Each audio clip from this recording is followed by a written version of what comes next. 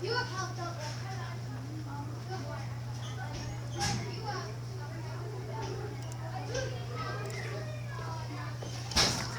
Ava?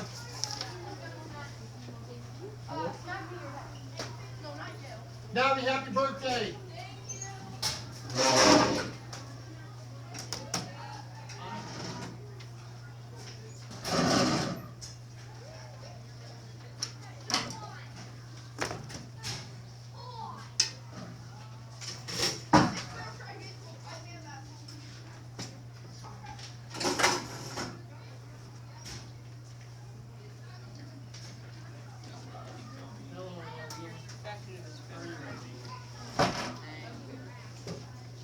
You're back today, Anna.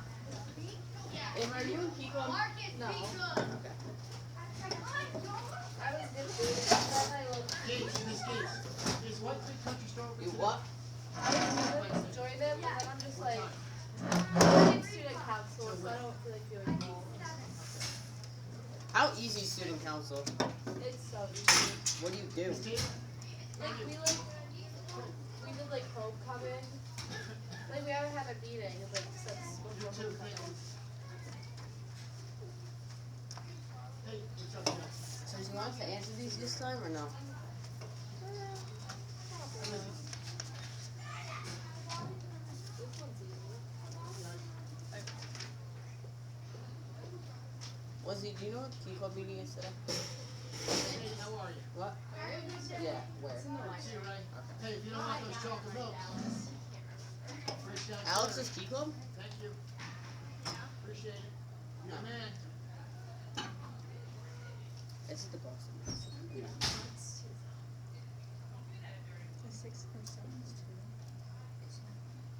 Hey, Katie, how are you? I'm good. How are you? Ethan, how are you? Good. Good, man. I know it can't be 3. Can't be 4. Really? Yeah, let's do it. 5 minutes? That's it.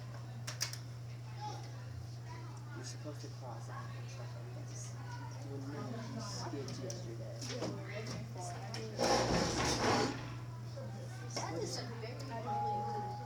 So you missed the entire day?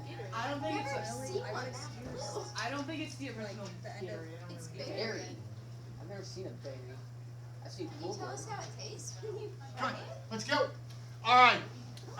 Everybody should have a stimulus-based multiple choice question. Let's take a look at it. We're going to go through it together. Don't have to answer it now. Matter of fact, I want to work. I want to work on the process. Blake, I want to work on the process. Is Haley here today? Anna, I left a couple of things for you in your phone. Where's Anna? Anna here? Okay, good. I want to work on process on these multiple choice questions. Remember, like we said yesterday, all of your multiple choice questions on your Regents exam are going to be stimulus based. There's going to be some type of document, some type of map, some type of picture, some type of political cartoon, some type of diary entry, and this stimulus today is clearly a cartoon of probably one of the most famous engravings of all time. You've got it. I got it for you in living color. It's a good picture today to look at. So if you missed yesterday, focus on the process here and the things we're trying to do with respect to the document. First thing you're going to do when you get a multiple choice question is you're going to look at the sourcing information. And clearly your sourcing information here is going to be underneath the engraving. It is a engraving by Paul Revere called The Bloody Massacre on King Street, and it was engraved circa 1770, shortly after the event took place on March 5th. Now, you can look at the image. There's an old saying, a picture says, or a picture paints 1,000 words. There's a lot of words in that image. We talked about this in class a lot when I had you each in 7th grade. But it's clearly an image of what event? Let's just look at question 1. In Boston. It is clearly the Boston Massacre. Now, yesterday, I gave you a piece of advice that I want you to always, always, always consider when looking at these multiple choice questions. Always, before you choose an answer, read each of the 4 answer choices, just to make sure you've looked at all the answers. The event depicted here, it's the Boston Massacre. It's not the Tea Party, it's not the Stamp Act, it's not the Townsend Act. Now, to go to the next question, again, we're looking at the process and the way to attack these questions. A historian would find this document most useful for what? Let's go through the answer choices. Katie, a historian would find this document, meaning the image above, most useful for. Would a historian, give me a yes or no to this, Katie? Is it one a good answer choice? A historian would find that useful for studying what happened during the event depicted. She says possible answer choice, yes. Okay? She says possible answer choice. So we're going to make that a circle there. Not saying it's correct, we're saying it's a possible correct answer choice. Alyssa, historian would find this document most useful for 2, studying colonial reactions to conflict with the British government. Would that be a possible correct answer choice? Okay. Anna, a historian would find this document most useful for 3, studying the Northwest Ordinance. I agree.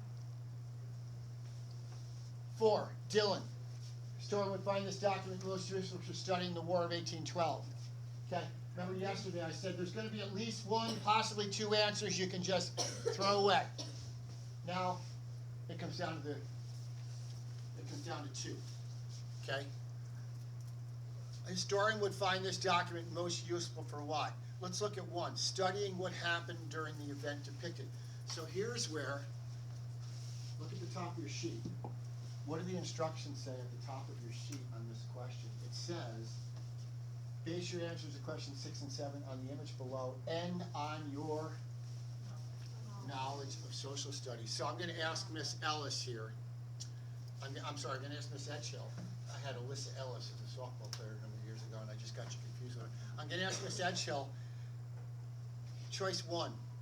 Does that image, would that be good for a historian finding out what happened during the event depicted?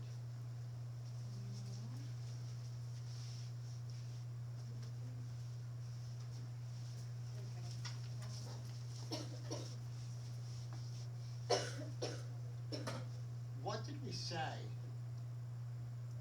Remember, outside knowledge here. What did we say was historically not the most accurate about that depiction? Revere created this why.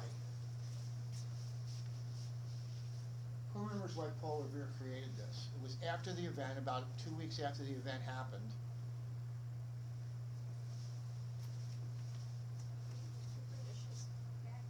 To paint the British as the villain, to make them look like the bad guys. What's happening in the image? It looks like they're firing on civilians who are totally and completely what?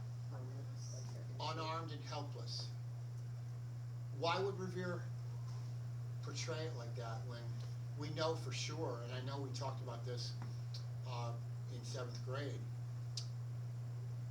were the colonists completely innocent? What were they doing that day, Dylan? Weren't they throwing rocks? They were throwing snowballs and ice chunks and stones and threatening British tax officials outside the building here. They were drinking. They were threatening the British soldiers. They were a mob, and they certainly were not innocent in the actions right before the shooting takes place. Okay? So look at the 2 answer choices again.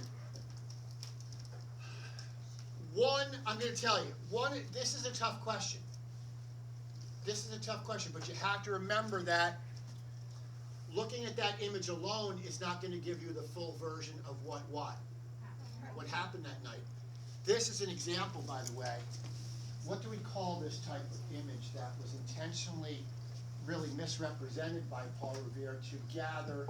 He was trying to get other colonies to side with Boston. What do we call that type of image? Propaganda. Propaganda. Okay? Propaganda. All right? The best answer choice here, because of that, is going to be 2. Historian would find this document most useful for studying colonial reactions to conflict with the British government. What were they in conflict with the British government about? Taxation, police presence in Boston, the fact that there were for every 4 colonists who lived in Massachusetts, there was effectively one redcoat for every 4 Massachusetts residents. People felt like they were being watched and spied on, and so I am going to tell you that confidently 2 is the best answer choice. 1, I will tell you, if you got that wrong on a Regents exam, I would be sympathetic to you, but 2 is the best answer choice for the reasons I pointed out to you. This would not be a historian's best source of finding out what happened that night. What, Lizzie, is the historian probably going to have to refer to find out what really happened that night, instead of the image that Revere depicted?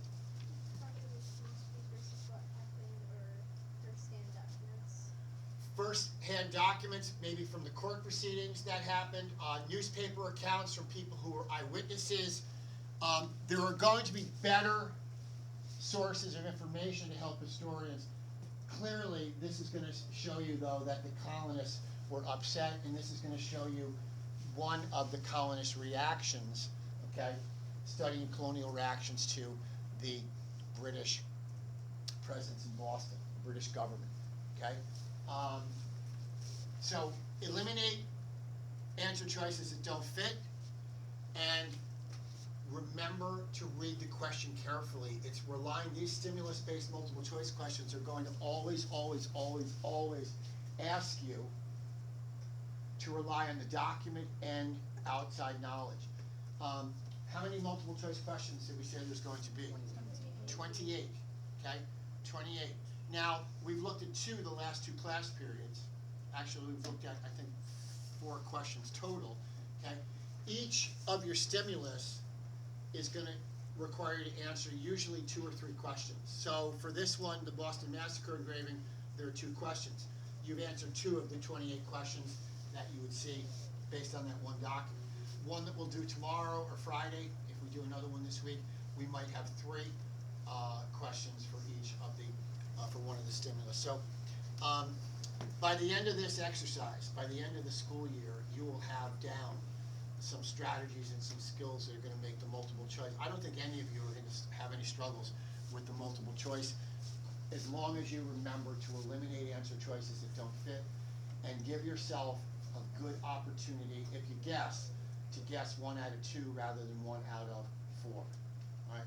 And I don't want anybody guessing if you can avoid it.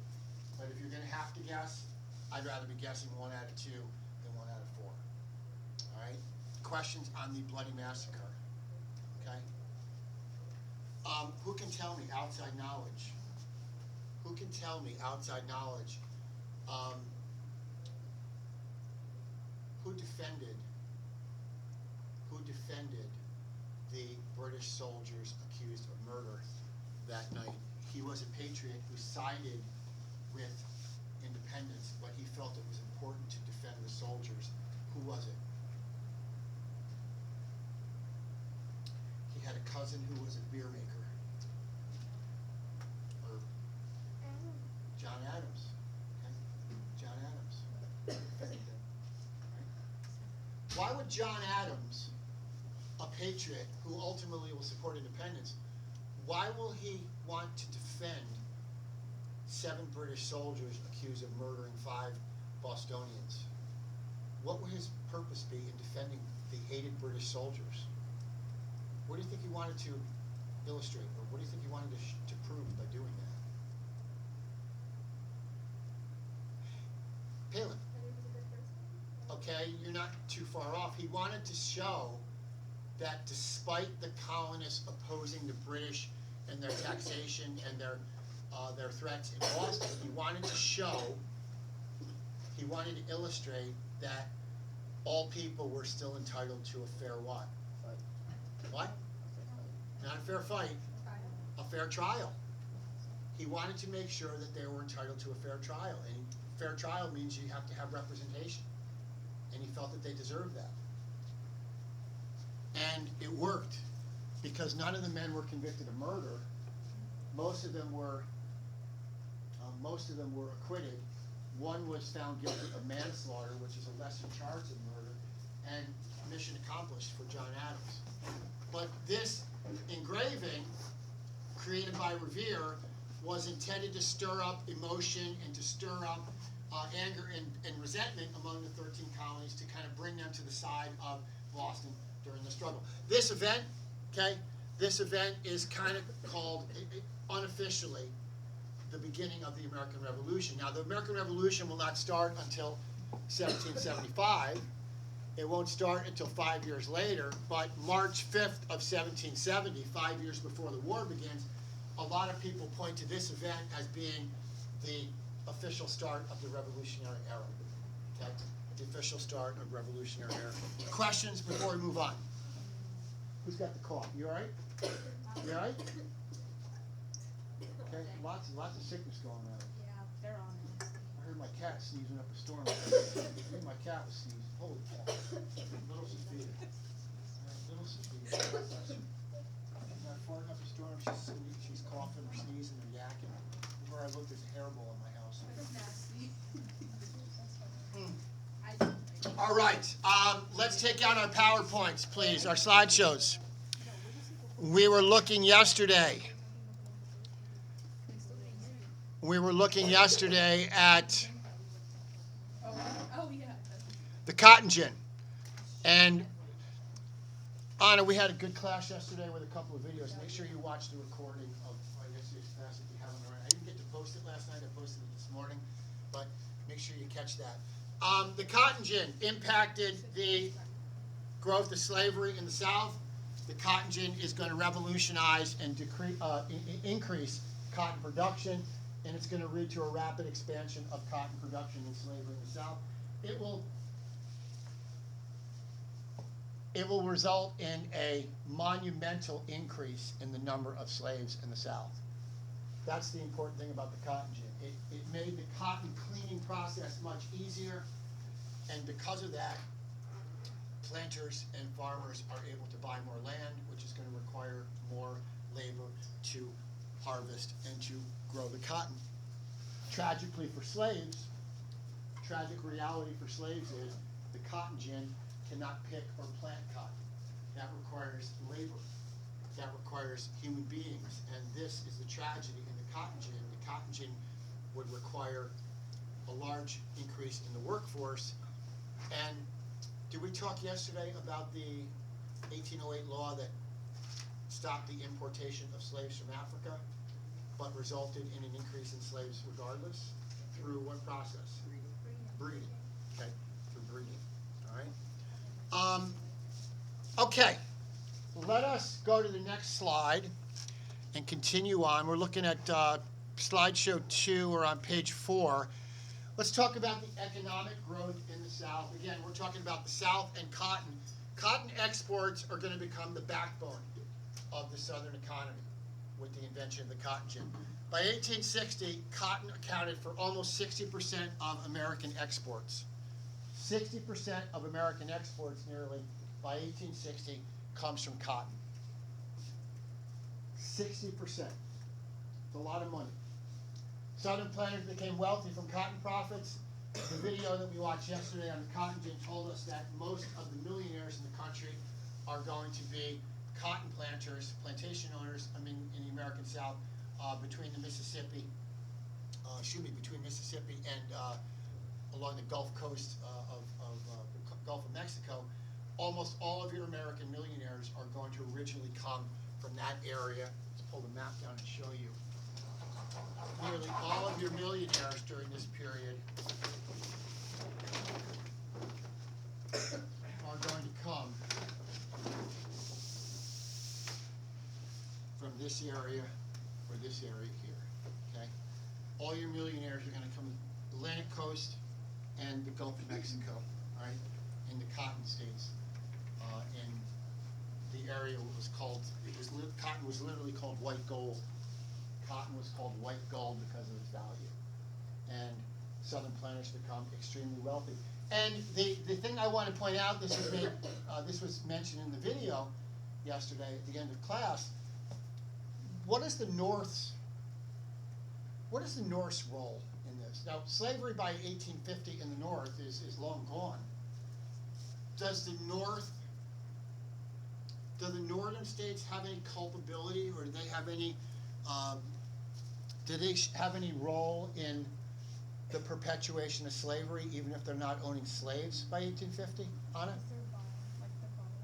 They're buying the cotton that is produced with slave labor, and they are profiting from cotton that is produced with slave. So the northern states are absolutely complicit in the sense that they are buying product that is manufactured with slave labor. Consider this for a moment. What's a product today that you buy? Consider a product that you buy as an American in 2024 that oftentimes people are criticized for buying it, or oftentimes people will change their buying habits if they find out that the product is put together or created by people who are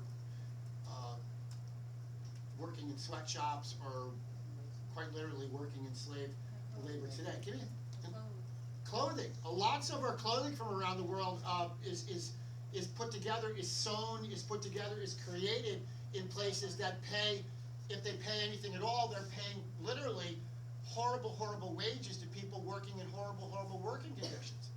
Our iPhones, Apple has been criticized for 15 years, almost 20, because of what they paid people to manufacture and assemble iPhones throughout the world.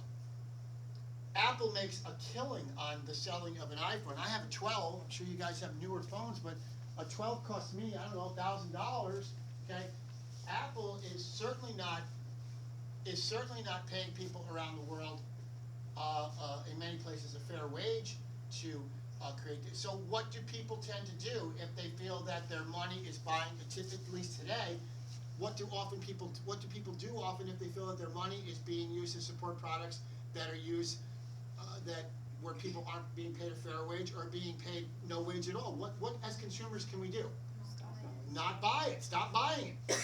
Well, in 1850, the North they had outlawed slavery, and slavery had been gone for 50 years in most northern states, but they certainly were profiting. They certainly were profiting on the backs of slave labor through the purchasing. So whether the North owned slaves or not, by 1850, they're helping to perpetuate slavery, to keep slavery moving by providing an economic incentive to continue growing and planting and spreading cotton plantations across the South and increasing the number of slaves. Certainly the North played a role in that, all right? And that's important to know, all right? Even if slavery was abolished. Let's look at the next slide. Expansion of slavery. Increased demand for cotton is going to lead to increased demand for slave labor. I think we get the picture. Demand for cotton, more labor. Slave population in the South is going to grow from under 750,000 in 1790 to about 4 million by the start of the Civil War. So the slave population explodes from under 1 million to 4 million when the war begins. Yes, Lizzie. I don't have that slide yet. Is that slide not in your packet? No, I didn't have the last slide. So- That was similar to the last slide, and I thought that was like a little mistake, because I had the first slide sheet. So open up your packets. Are you looking at topic 11, slideshow 2? Yeah. And let me go back here. Do you have this slide? No. Do you have this slide? Yes. Do you have this slide? Yes. Yes. Do you have this slide? Yes. All right, so what I'm going to do, I don't think so. Wait, go back to the first one. Sorry, I think I just said yes because I got got that one? The other one. That one? No. Ours says cotton slavery and. the antebellum, so Yeah. shaping an economy and society. What? Look at the attachment on your Google. Classroom. Yeah, what does the attachment say? Chapter 11, section number 2 is on the front. There is one on the Google slide. There is a Google slide that's that one, but that's not the one that was assigned to us that we can edit. Yeah, Okay. it's yours. All right, let me go in and make sure you got the right one here. I just made a copy of yours. I did that. Actually, don't tell me. Why?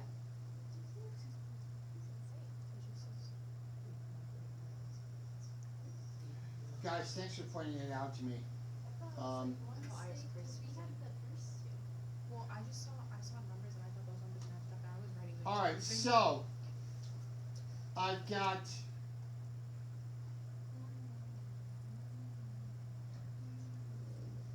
a cotton economy. All right, so go down to your third slide on that. What is the third? Is it the picture of the cotton gin? Yeah. 4 slides. Does it say economic growth in the South? The spread of cotton and slavery. All right, so I got the wrong one here. My bad.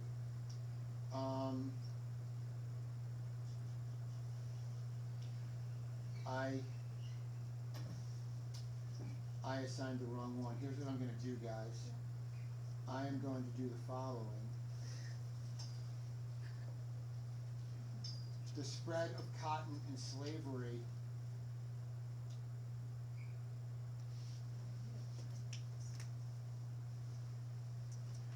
You know what I did? I created 2 PowerPoints. Go to the last slide in your packet. Is it just 8? Yeah. All right, so here's what I want you to do. I am going to relink that right now, and I'm going to reshare it again with you. And I want you to open up the second one that I share. Just give me one moment here.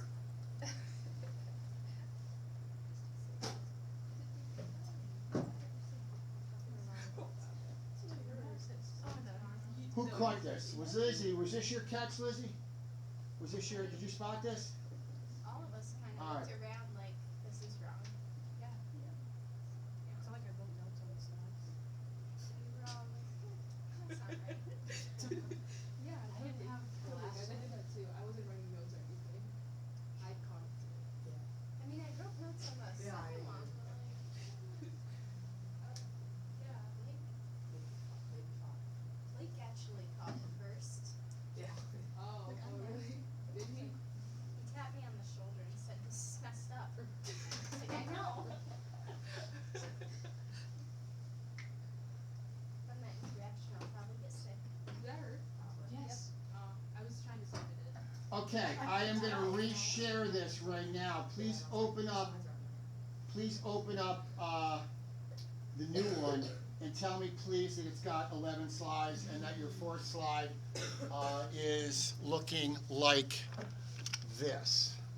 Tell me that slide 4 looks like this. Load. Yours loaded? Are we back? Are we back in? We back in business? Maybe.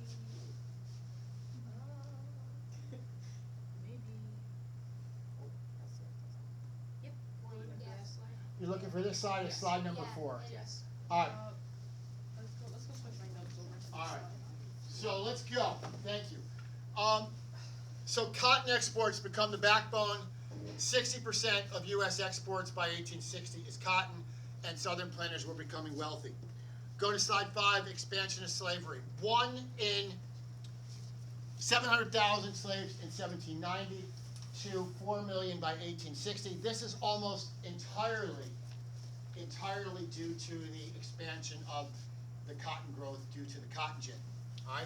Slavery became much more entrenched in Southern society and economy as a result. Slavery is going to become much more acceptable as a way of life as plantations get larger and as planters begin to spread from east to west across the South. Remember, in the video at the end yesterday, girls and guys, one of the narrators, one of the people speaking in the video said that by 1800, what was happening to slavery in the South? It was before the cotton gin, slavery was what? It was starting to diminish. It was starting to diminish because of issues with agriculture, issues with fertile soil, issues with. You guys good? Yeah. It just sounded like a dying Blake, dog. you okay? Is that your stomach, Blake? Yeah, I'm pretty hungry right now, actually. All right. I can eat. Okay, I'm just kidding you, buddy. All right. Slavery is going to become much more entrenched. Katie.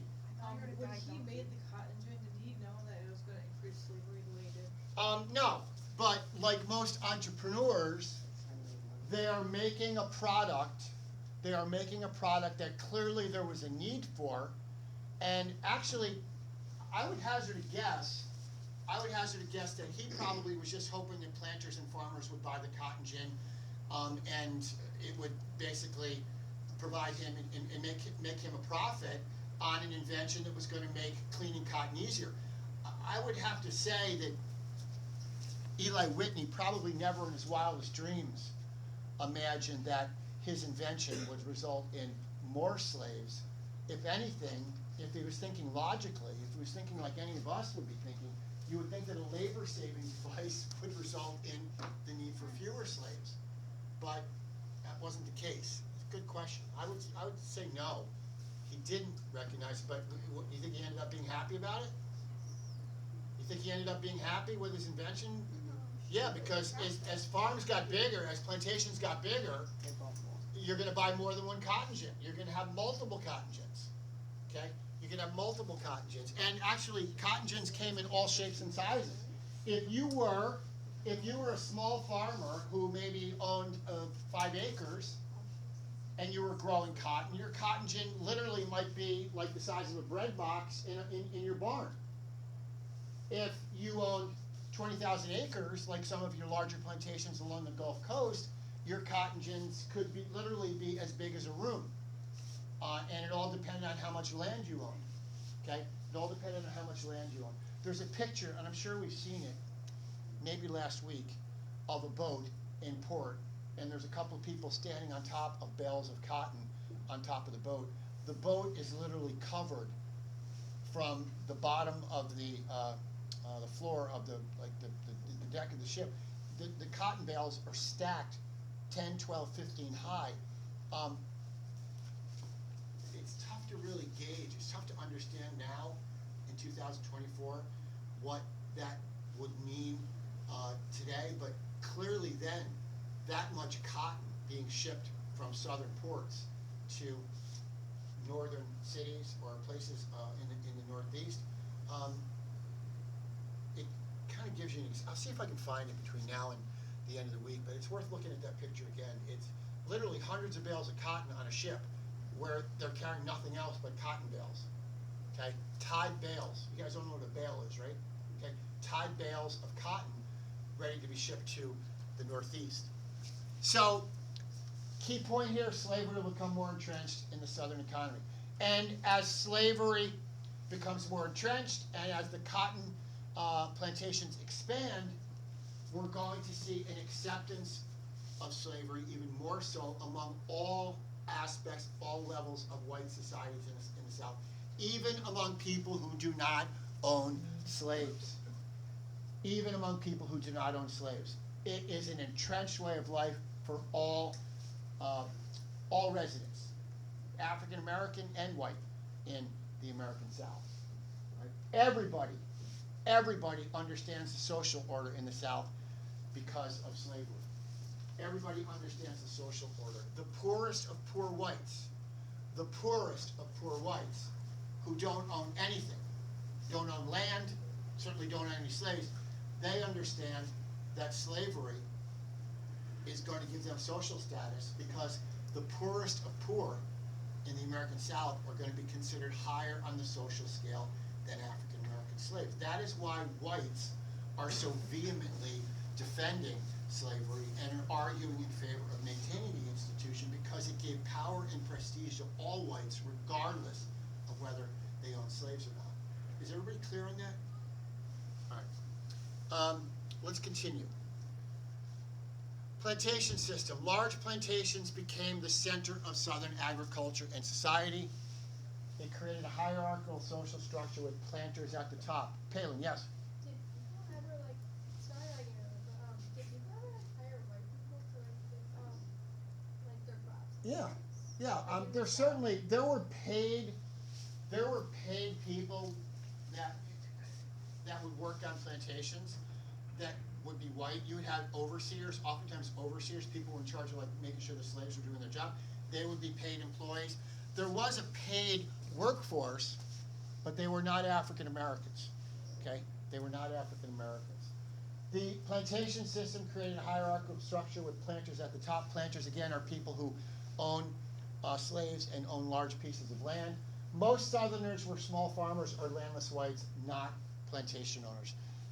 The plantation owners that we're talking about, the wealthy of the wealthy, the wealthiest of the wealthy, are going to make up about 1 to 2% of slave owners, and they're going to be considered part of a social class called the cottonocracy.